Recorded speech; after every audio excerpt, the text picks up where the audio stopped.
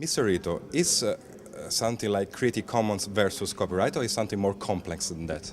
So Creative Commons requires copyright. So Creative Commons uses copyright to allow people to express the permissions they wish to put on their works legally.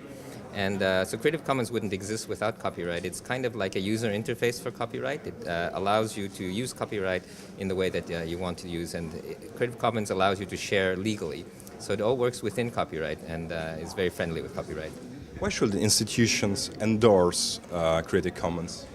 So Creative Commons is a tool that allows you to express your choice.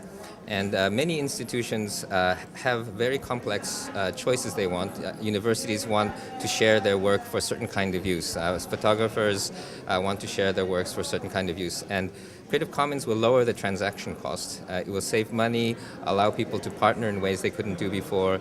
And in general, Creative Commons isn't trying to convince anyone to make a particular choice. They are trying to allow people to then take a choice and express the choice. So we're really trying to enable transactions in any way that you want.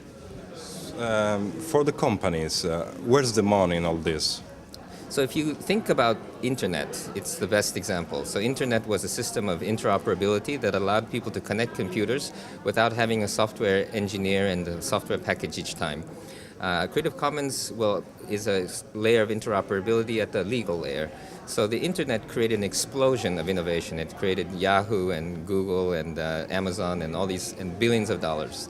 And similarly, I think Creative Commons, right now the copyright is a friction and an additional cost to transaction, and there's a whole new world of business that will come on top of the Creative Commons layer.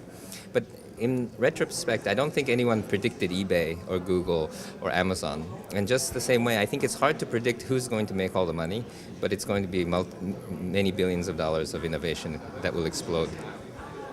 So we should consider Creative Commons something like an evolution of copyrights which is needed to let the business, especially in internet, evolve. Yes, I think the internet there's many layers that started with the Ethernet and the internet and the web, and each layer exposes another layer of friction. And so now the friction is at the legal layer, and once we remove that friction, it will create a whole new layer of business. And I think it's this steady evolution of this open network that we're seeing. Thank you very much, Mr. Ito. Thank you very much.